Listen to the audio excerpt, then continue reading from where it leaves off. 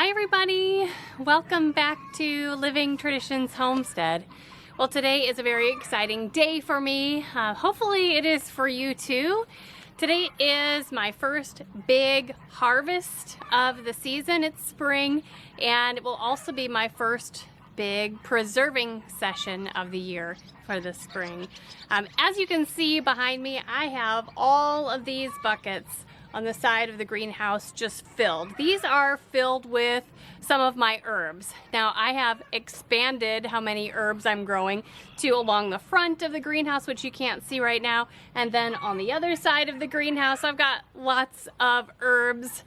And I've been growing them here because for the last probably 3 or 4 years, I haven't been able to decide exactly where I would like a permanent herb garden.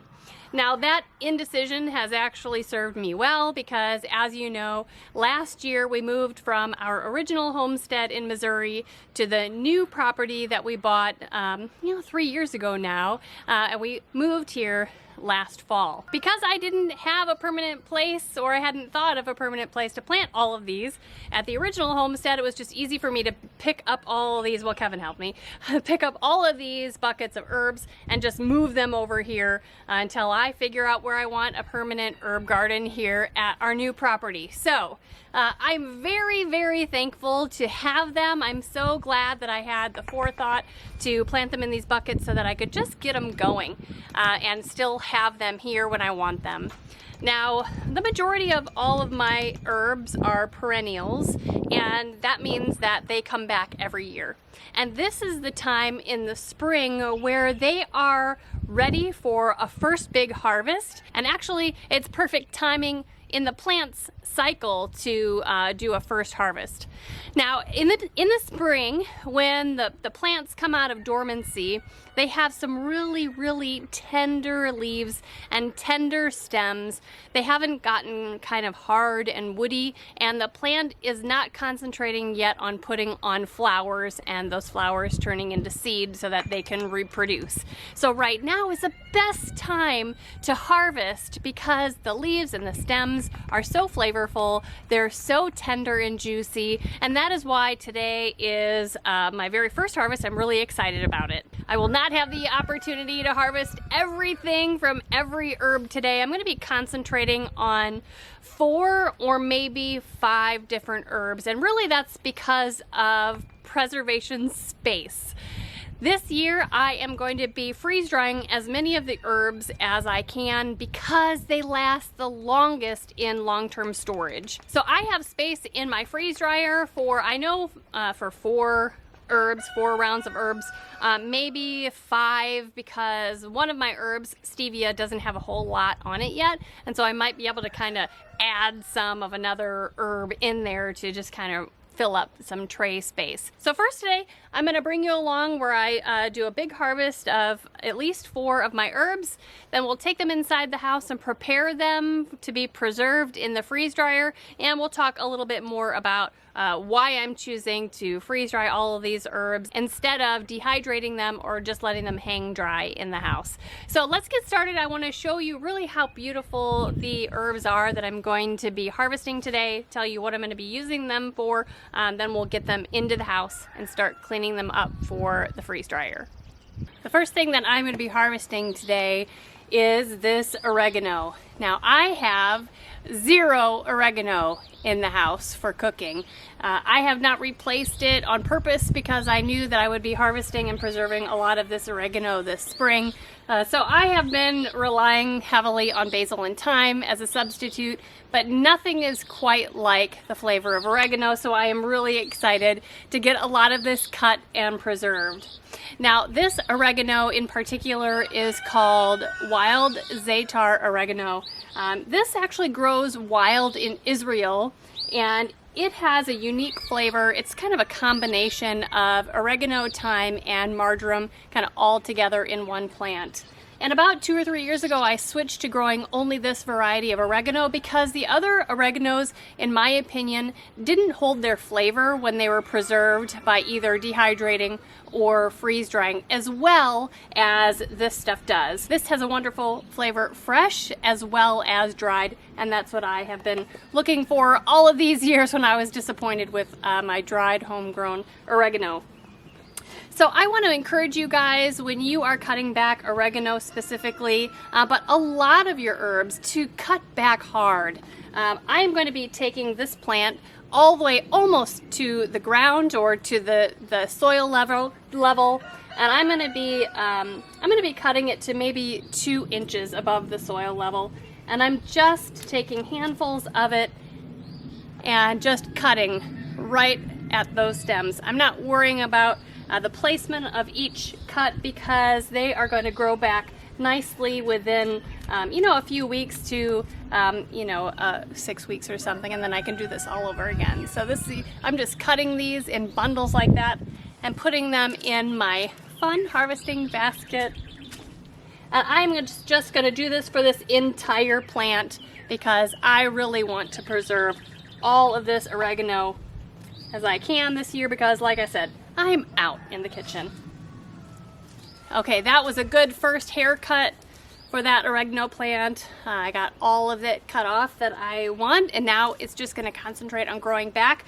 But I do want to bring you in close to show you just how close to the soil level I cut these plants. So you don't have to be worried about it. You don't have to be intimidated. Go ahead and just give it a really nice, short haircut. I promise you, if you water it and maybe even fertilize it, it is going to come back just as nice and full, and you can do this all over again in no time. Next up today is going to be this beautiful plant here. This is anise hyssop. This tastes kind of like root beer, and we love it as a hot tea and also as a sun tea throughout the summer. We have just recently started using this as sun tea with a little bit of stevia in it on ice.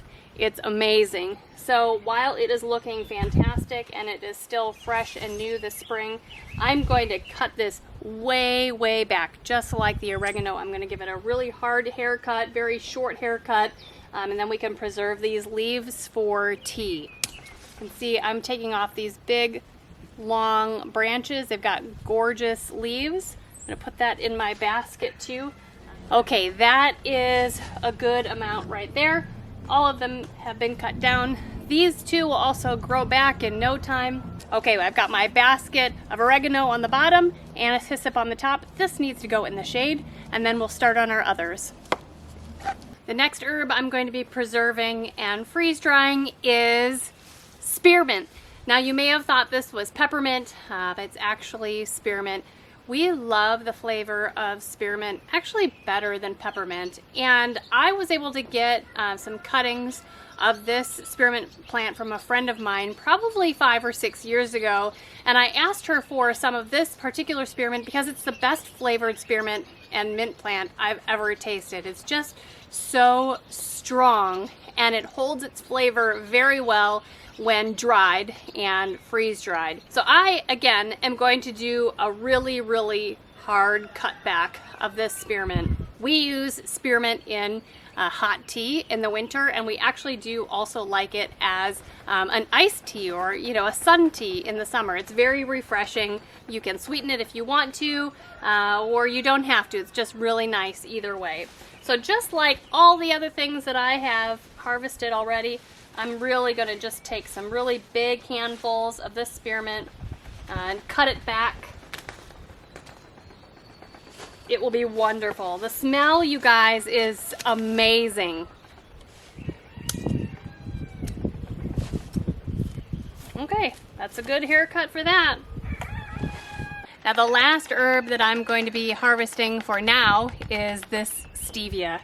So this year I plan to make stevia extract, stevia drops, so that we can stop buying that from the store. These are the 3 plants that I'm going to be attempting that with. Now, stevia in our area is it's an annual, so it will not survive the winter. So I'm going to be growing these as big as I can and harvesting as much as I can from these plants this summer. We'll see how it goes, and if the extract comes out really well, I will increase how much we are growing for next year's. I'm going to treat the stevia much like I treat basil, and I'm going to cut it back about 2/3. So I'm isolating that main stem and going about 2/3 down the plant. And so this is the section I'm harvesting to put in the freeze dryer. And then these smaller branches, I'm just going to do the same thing.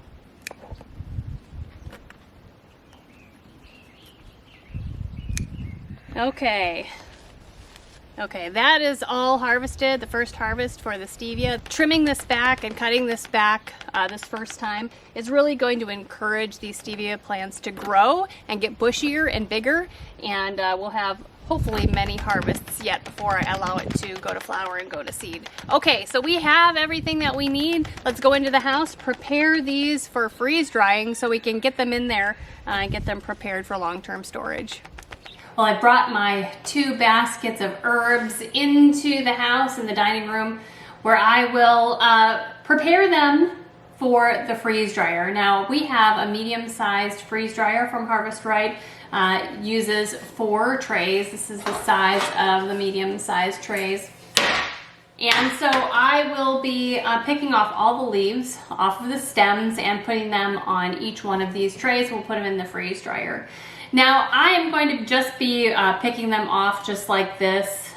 There are special tools that you can buy online, like on Amazon and stuff, that will help you do this maybe faster. I think I might have one of those tools from Amazon, but I'm just going to do it this way. This is actually pretty therapeutic for me, much like chopping vegetables. I do really get enjoyment from doing this sort of thing.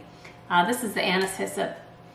Oh, you guys, it just smells so wonderful. I wish you could be here to smell it. Now, I wanted to talk to you a little bit about why I'm freeze drying this rather than dehydrating or just kind of drying in the open air. Now, there are 2 main reasons why I switched to freeze drying my herbs. The first one is longevity. Freeze dried foods can last up to 25 years in storage. If you store them properly and you freeze dry them properly, they can last almost 25 years. And the main reason that is because the freeze drying process removes much more of the moisture from the food products than dehydrating. Dehydrating, you are removing about 80% of the moisture from the foods that you're dehydrating, but with a freeze dryer, you are removing about 99% of the moisture. And that is what keeps the food good long-term, is the lack of moisture. So that is one of the main reasons why I switched to freeze drying over dehydrating, because my product, my homegrown work, my homegrown goodness will last longer. The other reason why I've chosen to freeze dry a lot of things, including herbs, is that the nutrients is preserved almost 100% in freeze drying, but in canning and in dehydrating, you lose a lot of that nutritional value. Now with dehydrating, you might be surprised that that process, you lose about 60% of the nutritional value. So because freeze drying keeps nearly all of the nutritional value, I want to do that as much as I can, and that's the other reason why I've decided to freeze dry my herbs rather than dehydrate them. Now, if last gardening season or harvest season you were on the fence about whether or not you should get a Harvest Right freeze dryer, and you're still kind of thinking it for this harvest season, I just want to let you know that in the month of May, Harvest Right is having their biggest sale of the year, up to $500 off their freeze dryers, and they're including the Premier pump, which is a fantastic pump. So if you are interested, or if you've been on the fence, or if you are wanting something for a last minute Mother's Day gift or whatever, now is the time to purchase the Harvest Right freeze dryer. We have loved it. We've had it, I think, going on 3 years, maybe longer than that. We freeze dry a ton of stuff, and it really does give us peace of mind with all of the things that we produce here on the homestead, that they are going to be preserved well and for a long time, and that the nutrition that we so desperately work hard for is going to remain in that food. So make sure that you check out Harvest Right. The link is in the description of this video because their sale will be done at the end of May and it can arrive just in time for harvest season. Okay, so I am going to continue working on these leaves and filling up these trays, and as soon as they're all ready to go in the freeze dryer, I'll come back and show you what it all looks like.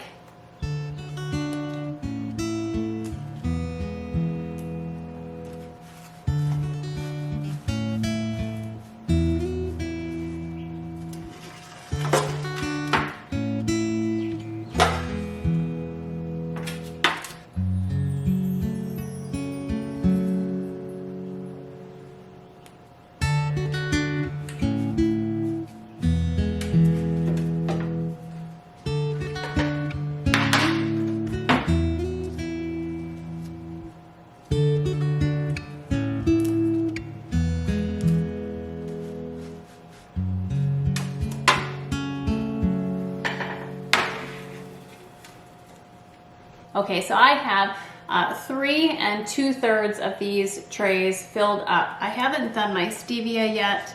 I know that there isn't a whole lot there.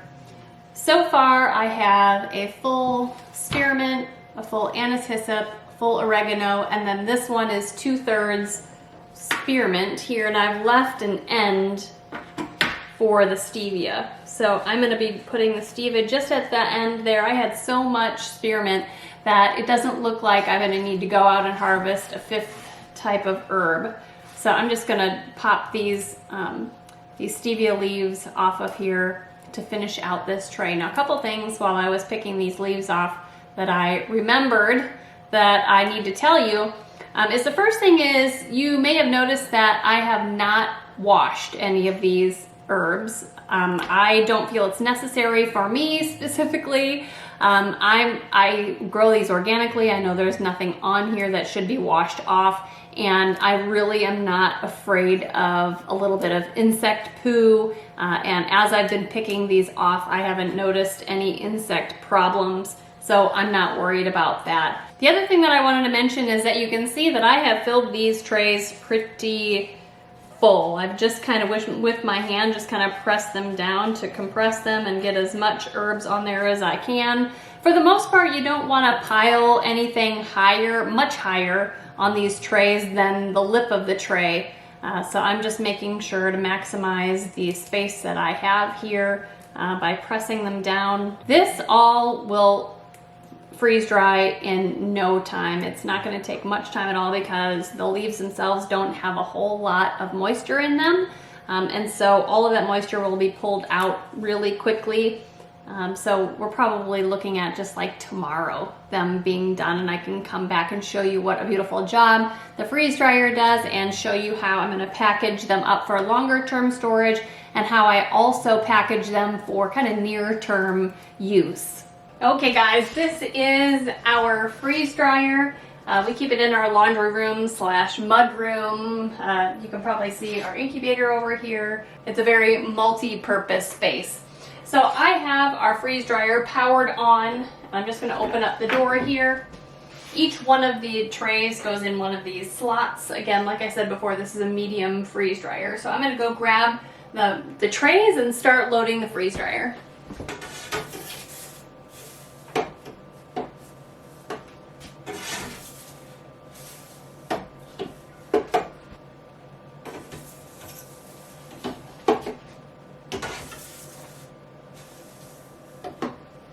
Okay, the freeze dryer is all set, doing what it needs to do. Now, it should only take about 24 hours or less, probably. When everything is finished, we'll come back to unload it and package it up. I'll show you how I'm going to package for long-term storage and for, near-term use. Be back. Well, the herbs are done in the freeze dryer. It took a lot less than 24 hours to get done. I put those in the afternoon yesterday, and then sometime overnight they finished. So I have brought out all of the packaging equipment and supplies that I need. I'm going to be packaging up some of them in a way that will make it easy to use on an ongoing basis. Like right now, starting right now, I'm excited to start getting to use that oregano. And then some of the things I'm going to package so that if I don't need them this year or many years, they'll be safe and sound and keep their amazing quality for a long time. So let's grab the trays out of the freeze dryer, bring them back out to the counter, and get them packaged up.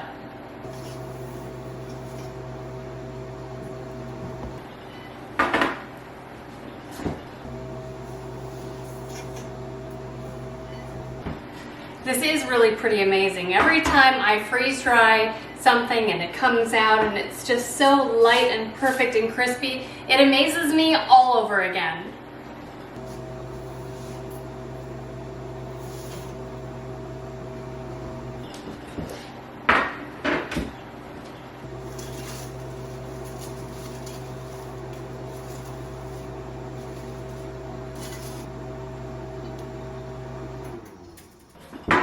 This first tray has the stevia in it.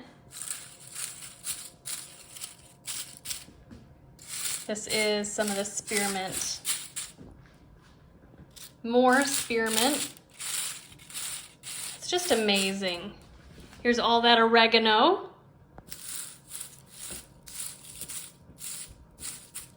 And this is the anise hyssop. It kind of puffed up a little bit during the freezing and drying process, but it looks fantastic. Everything is nicely freeze-dried.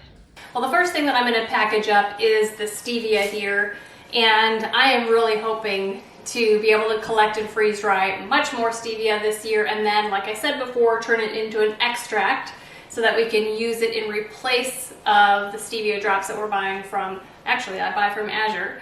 So I'm going to be storing them in a pint-sized canning jar. And I'm just going to, just with my hands, grab these because there really aren't that much. And just put them down in there. Just using a canning funnel to help that happen. I'm just going to set this aside for now while I fill up some other jars, and then I'll show you the method that I use to remove as much air as possible. Basically, we're going to vacuum seal these jars, and I have a really handy vacuum sealer to show you. But first, I want to package up some of these other things into jars.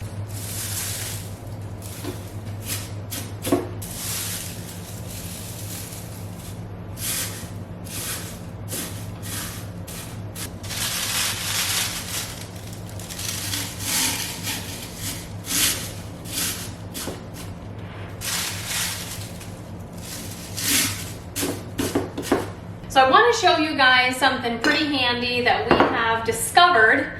We found it on Amazon. It is a handheld jar vacuum sealer. You can see it here. It's not very big at all. It works really well. And it works with your canning jar lid. So I'm going to be using actually a used canning jar lid. This is another reason to hold on to your used canning jar lids. And you just put it on top of the jar that you're going to be sealing, just like this.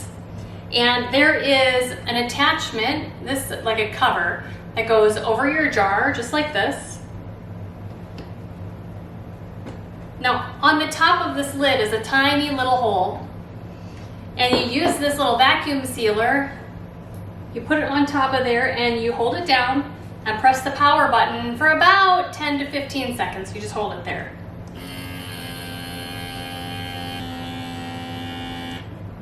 Turn it off. Break that seal, and then you can take the top, this lid part off, and the jar is on there and it's vacuum sealed on there. Now, to make sure that it holds its seal, you'll put a canning ring on top of there, and now this is going to be good on your shelf for a year or so. And in the future, whenever I use this, I'll just replace the lid again, re-vacuum seal it, and put it back on the shelf for future use. So this is very, very handy. I found this as a set with a regular mouth and a wide mouth lid, and this on Amazon as a set, and it's very affordable. It is in our shop, so check that out if you're interested.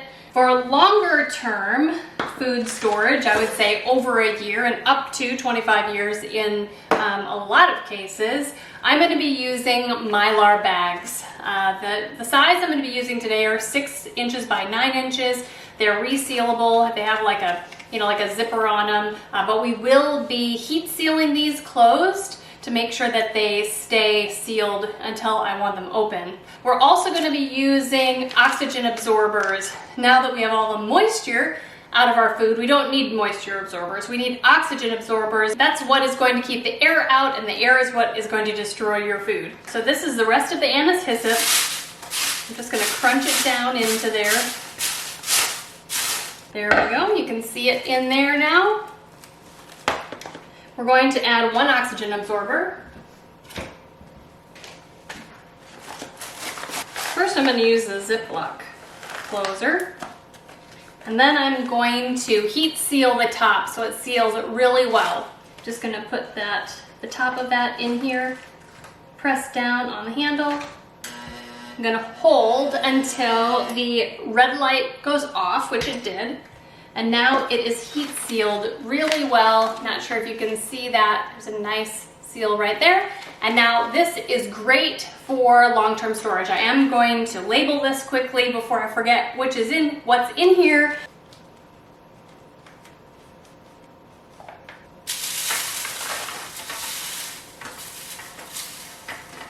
Putting that spearmint in there. An oxygen absorber. And then I'm going to heat seal the top.